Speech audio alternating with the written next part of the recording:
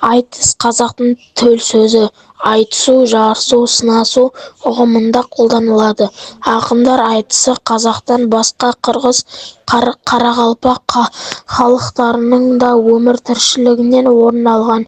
Ертеде айтыс шығыс пен батыстың кейбір елдерінде, Араб, Үндістан, Иран тағы да басқа болған. Бірақ әр елде әртүрлі тәсілде айтылған. Айтыстың жанрлық қасиеті өзіне тән түрі тек қазақ әдебиетінде сақталған. Айтыста ел өмірінде ең маңызды мәселелер көтеріледі. Жиналған халық айтысты тамашалап рухани ләззат алады. Сондай-ақ қай ақын сөзінің ұтымды болған бағалап отырады. Ақындар айтысы көптің көз алдында өтетін сөз жарысы, өнер сайысы. Екі жақтан айтысқа түскен ақындар өлеңді қолма-қол суырып салмай айтуы шарт.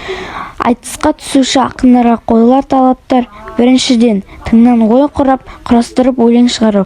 Екіншіден, айтысушы қарсы ақынның аяқ астынан қойған сұрағына өлеңмен ұтымды жауап беріп, сөз қайтаруы қажет. Үшіншіден, ақындар өлеңді мақамына келтіріп, домбыраға қосып белгілі бір әуенмен айтуы тиіс. Музыкалық аспап айтыстың әсерлілігінен артады. Қазақ халқындағы ақындар айтысы жүйрік аттардың бәйгесі сияқты.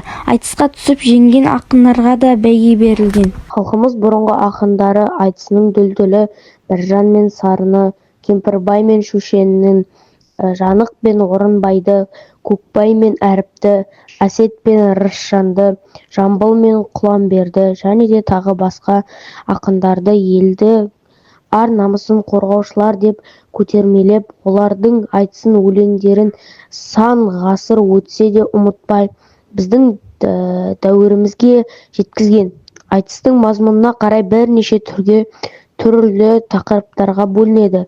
Олар: бәттік айтысы, жануар мен адам айтысы, салт айтысы, қыз бен жігіт айтысы, ақындар айтысы, жұмбақ айтысы, өлім мен тірі айтысы, дін айтысы, мысал айтысы және осы күнгі айтыстар. Айтыс өнері қазақтың ауыз әдебиетіндегі суырып салма поэзия түрі. Бұл өнерде екі ақын өлеңмен сөз жарыстырады, бір-біріне сұрақ қойып жауап береді.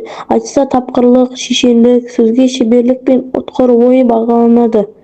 Айтыс көбіне домбыраның сүйемделуімен орындалады. Айтыста ақындар сөз сайысына түсіп, тапқырлық пен шешендікті көрсетеді.